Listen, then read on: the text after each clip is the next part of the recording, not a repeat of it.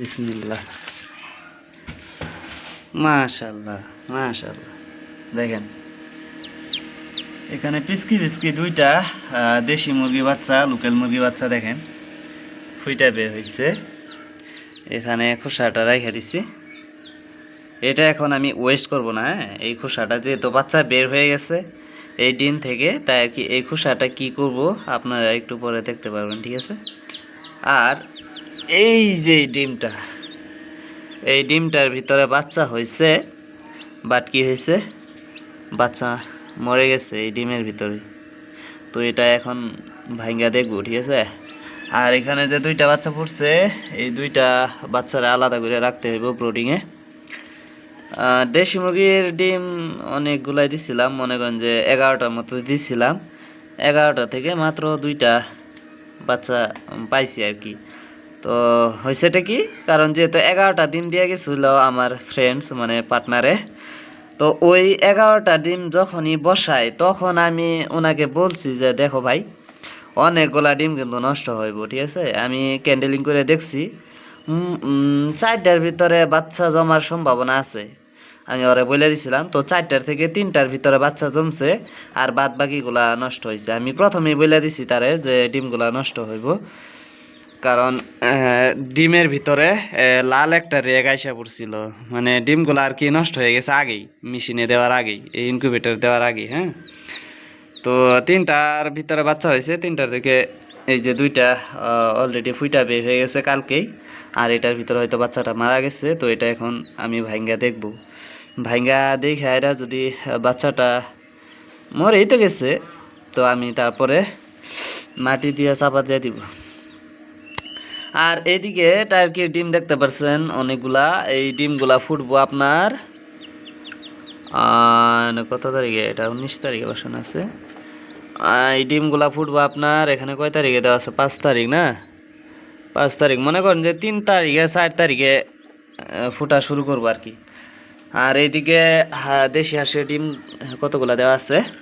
তো আপনাদের যদি টার্কির বাচ্চা লাগে, টার্কির ডিম লাগে, তাহলে আমার কাছ থেকে নিতে পারবেন। স্ক্রিনে নাম্বারটা দেওয়াই আছে, এই নাম্বারে যোগাযোগ করলে আপনারা টার্কির বাচ্চা হোক ডিম হোক নিতে পারবেন। ডিমও আছে অনেকগুলা, ওই ডিমগুলো আমি মনে করেন যে 6-7 দিন পরে আবার বসাই দিব, আপনারা ওই ভিডিওটাও পাবেন। হ্যাঁ, যেহেতু আমার টার্কিগুলা ডিম দিতেছে আগের থেকে, এখন কমে গেছে ডিম দেওয়া, টার্কিগুলা একটু কম ডিম দিতেছে এখন বর্তমান, তাই আর কি।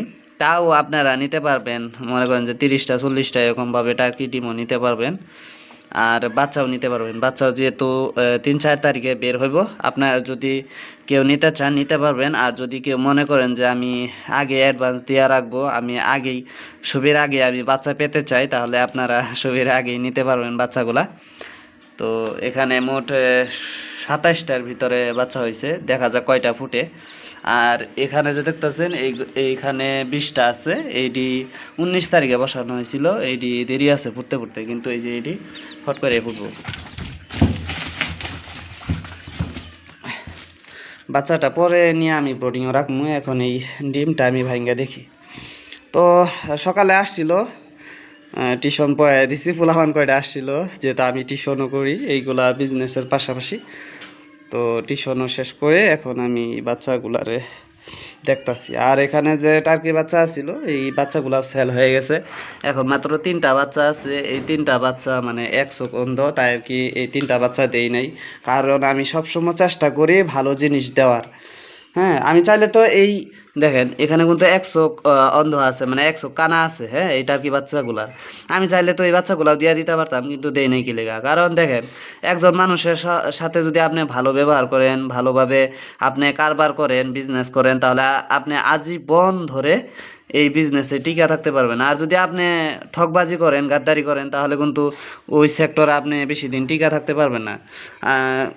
আপনি সবসময় চেষ্টা করবেন ভালো জিনিস দেওয়ার জন্য। আমি তাই আর কি 10টা বাচ্চা ভালো বাচ্চাই আমি দিয়ে দিচ্ছি। এই 3টা যেহেতু 100 গন্ধ আছে, কানা আছে, তাই আমি বাসায় রেখে দিছি, এইগুলা বড় হইলে তারপরে দেখা যাক কি হয়। তো এখন আমি এই ডিমটা ভাঙা দেখি। আর এইদিকে আমার রাজা হাঁসগুলারে খাবার দিছি, দেখেন খায়া দায়া এখানে এই যে পানি খাইতেছে। তো তাদেরও একটা কাহিনী আছে, কাহিনীটা হইতেছে যেহেতু একটা অলরেডি রাজহাঁসের ডিম পায়রা অলরেডি বৈশা পড়ছে।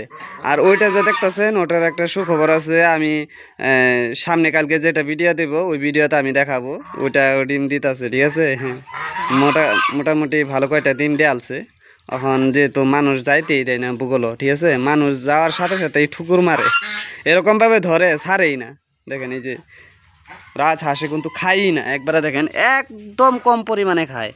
দেখেন এখানে কিন্তু আছেই, দেখেন আধা খাই চলে গেছে। এই কারণে আমি বলি যে আপনারা যদি সব সময় জিনিস পালেন তাহলে আপনারা সবসময় চেষ্টা করবেন যেইগুলা মানে খাবার দাবার কম খায় কিন্তু প্রফিট বেশি হয় ওইগুলা জিনিস পালার জন্য। আমি টার্কি রাজহাঁস, তারপর চীন হাঁস, এইগুলো আমি বাড়াবো। আপনারা দেখতে পারবেন যারা যারা শুরু থেকে আমার ভিডিওগুলো দেখেন। এই যে বললাম না, এই যে ডিমের ভিতরে বাচ্চাটা মারা গেছে, ভালোভাবে দেখি এইটা হয়।